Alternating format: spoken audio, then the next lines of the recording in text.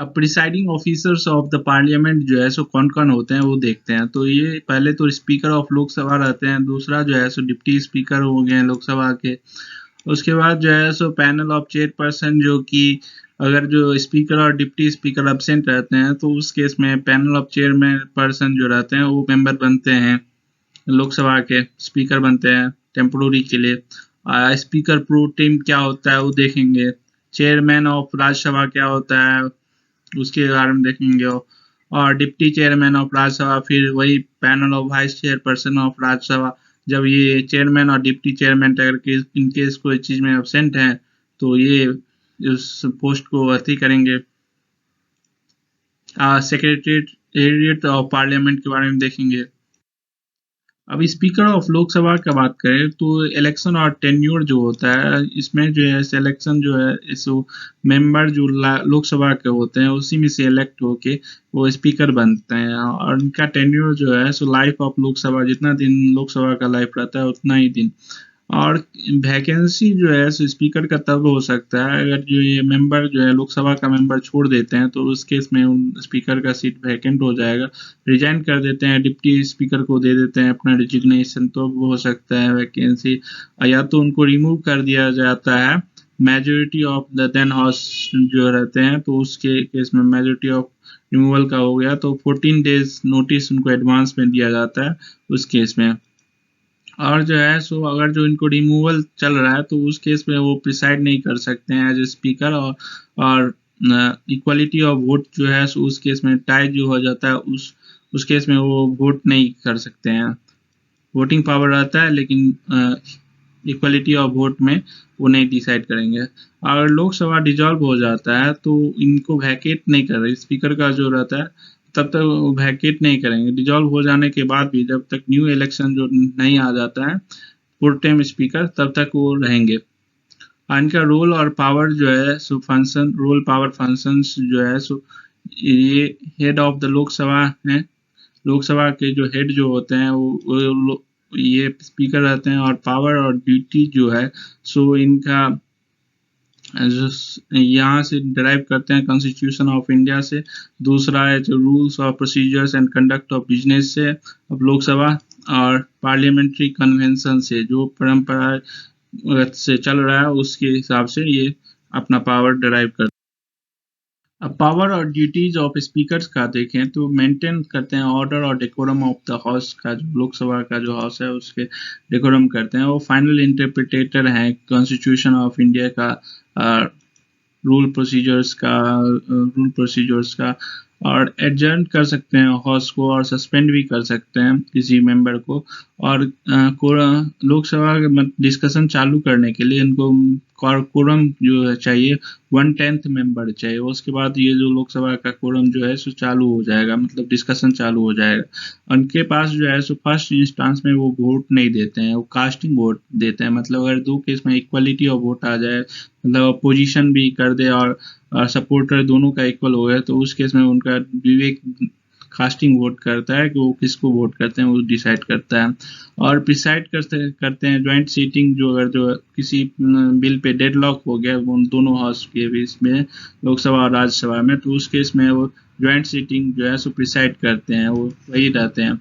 और अलाउ करते हैं सीक्रेट सीटिंग को भी कर देते हैं कि यहाँ पे गैलरीज में किसी को अलाउ नहीं रहता है और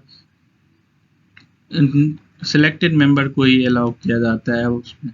और डिसाइड करते हैं कि कोई बिल मनी बिल है कि नहीं, और उनके इंडोर्स कर देते हैं प्रेसिडेंट को कि ये बिल मनी बिल है और इसको साइन कर देने के लिए।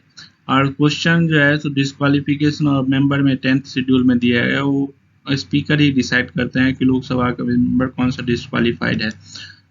एक्स ऑफिशियो चेयरमैन होते हैं इंडियन पार्लियामेंट्री ग्रुप के, और जो है सो अपॉइंट करते हैं और पार्लियामेंट्री ग्रुप में हिमसेल्फ एज ए चेयरमैन, और बिजनेस एडवाइजरी कमेटी में या फिर जनरल पब्लिक कमेटी में उनका चेयरमैन देखा जाता है।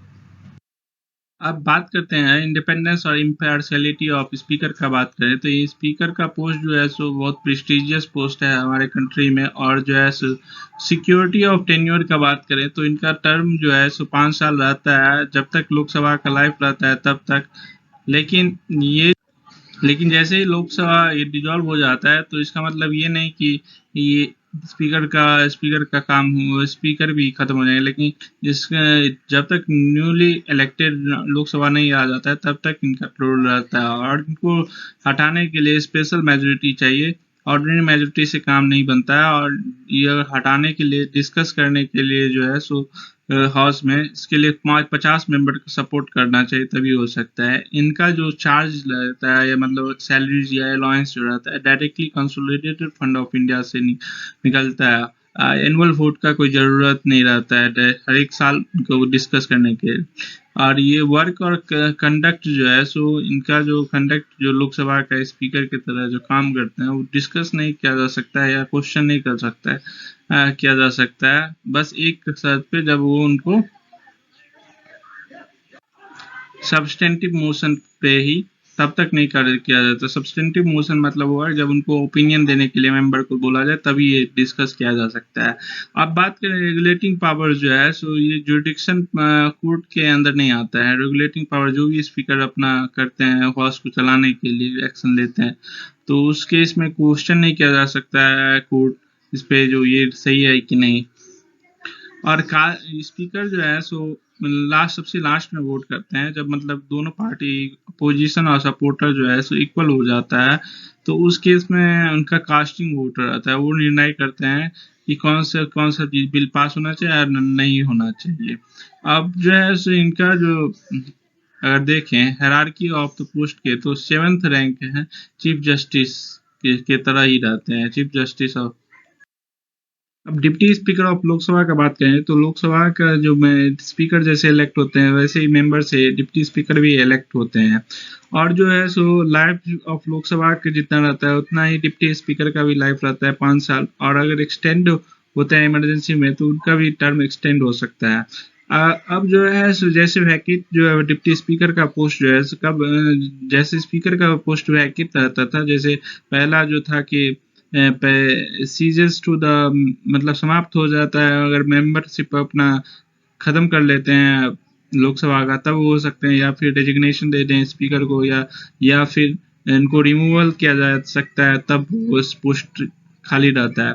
और परफॉर्म ड्यूटी जो है सो अगर जो इस वैकेट पे हैं मतलब स्पीकर कहीं के एबसेंट है तो उस केस में डिप्टी स्पीकर का ड्यूटीज करेंगे, और उनके पास वही इम्यूनिटी और जुरिडिक्शन पावर रहता है जो स्पीकर की तरह। और not subordinate to the speaker, अगर जो भी काम सबऑर्डिनेट मतलब हुआ वो उसके स्पीकर के अंदर नहीं रहते हैं डिप्टी स्पीकर, वो डायरेक्टली हाउस को बताते हैं क्या क्या काम है, वो सब हाउस को पूरा रिप्रेजेंट बताते हैं, ना कि स्पीकर को सबऑर्डिनेट रहते हैं। अगर पार्लियामेंट्री कमेटी का कोई मेंबर वो बन जाते हैं तो डायरेक्ट ऑटोमेटिकली चेयरमैन बन जाते हैं, अगर मेंबर भी बनते हैं तो चेयरमैन ऑटोमेटिकली बन जाते हैं। अब वो जो है जैसे स्पीकर में जो है कास्टिंग वोट वाला था, अगर वोट टाई हो जाता है तो उनको कास्टिंग वोट सबसे लास्ट में वोट देने का अधिकार रहता है, और उन डिसाइड करेंगे कि किसको बिल पास करना चाहिए या बिल नहीं पास होना चाहिए। अब जो है सो कैन नॉट प्रिसाइड जो है सो मतलब वो जो अगर इनका रिमूवल हो, डिप्टी स्पीकर का रिमूवल का केस चल रहा है तो उस केस में वो प्रिसाइड नहीं करेंगे एज ए स्पीकर या डिप्टी स्पीकर, और उसमें जो है सो प्रिसाइड नहीं करेंगे, लेकिन उसमें भाग ले जाके बाद डिस्कस कर सकते हैं, और voting power as ordinary member की तरह वो बात कर सकते हैं। अब जो है सो स्पीकर जो है सो प्रिसाइड तब कर सकते हैं अगर जब स्पीकर जो प्रिसाइड करते हैं वो बता ही दें ऑर्डिनरी मेंबर की तरह काम करेंगे, ना कि उनके पास डिप्टी स्पीकर वाला पावर की तरह काम करेंगे। अब जब सैलरीज और अलाउंस जो है सो फिक्स पार्लियामेंट के द्वारा सैलरीज और अलाउंस फिक्स होता है, चार्ज कर दिया जाता है कंसोलिडेटेड फंड ऑफ इंडिया से। जो 10th लोकसभा में जब तक था 10th लोकसभा तक जो है सो रूलिंग पार्टी से डिप्टी स्पीकर निकलते थे, लेकिन 11th लोकसभा से रूलिंग पार्टी ये जो है नियम उसको चेंज करके रूलिंग पार्टी से स्पीकर होते हैं, और जो अपोजिशन से जो है सो मेन अपोजिशन जो है उससे डिप्टी स्पीकर होते हैं। और इसमें कोई सेपरेट ओथ नहीं लेते हैं एज ए डिप्टी स्पीकर का या एफर्मेशन का। और जो है एक्ट ऑफ 1990 मॉन्टेग्यू और क्लेम्स फॉर रिफॉर्म्स में ये डिप्टी स्पीकर स्पीकर का पहले तो ये जो था सो स्पीकर और डिप्टी स्पीकर जो था वो पहले प्रेसिडेंट और वाइस प्रेसिडेंट इसको बोला गया था, लेकिन उसके 1935 एक्ट से उसको स्पीकर और डिप्टी स्पीकर बोला गया था। अब पहले जो सबसे गवर्नर जब थे तब उन फर्स्ट स्पीकर जो है सो सच्चिदानंद सिन्हा थे, इंडिया के 1921 में बने थे। और जीवी मालवंकर और अनंत सय्यनम अयंगर जो है सो फर्स्ट स्पीकर और डिप्टी स्पीकर मतलब इंडिया का इंडिपेंडेंस के बाद। अब पैनल ऑफ चेयरपर्सन जो है लोकसभा के, उसमें जो है सो जब स्पीकर और डिप्टी स्पीकर एब्सेंट रहते हैं उस केस में जो उसमें नॉमिनेट होते हैं एज ए स्पीकर या डिप्टी स्पीकर की तरह। और जो है लोकसभा का रूल के हिसाब से जो है सो 10 ही मेंबर नॉमिनेट होते हैं चेयरपर्सन ऑफ द लोकसभा के, panel of chairperson of Lok Sabha के। और ये कभी भी जब एब्सेंट रहते हैं तभी बन सकते हैं, और ये तब नहीं बन सकते हैं can not preside over the house, मतलब तब स्पीकर और डिप्टी स्पीकर का काम नहीं कर सकते हैं जब वो जो है स्पीकर या डिप्टी स्पीकर है ही नहीं, एग्जिस्ट ही नहीं करते हैं, तो उस केस में ये नहीं प्रिसाइड कर सकते हैं एब्सेंट वाले केस में ही। अब स्पीकर प्रो टीम जो क्या होता है, जब जो न्यूली इलेक्टेड लोकसभा रहता है तो लोकसभा इलेक्टेड रहता है तो उस केस में जो है स्पीकर जो पहले वाले थे वो वैकेट कर देता था, और इस केस में जो है सो इमीडिएटली कुछ दिनों के लिए स्पीकर प्रो टीम बना जाता है, जो कि देखता है एडमिनिस्टर किया जाता है न्यूली इलेक्टेड मेंबर जो हुए हैं लोकसभा के, उसका ओथ जो है सो ये स्पीकर प्रो टीम कराते हैं। और ये जो है ऑफिस टेम्पोररी रहता है, कुछ 10-15 दिन के लिए ही बस रहता है।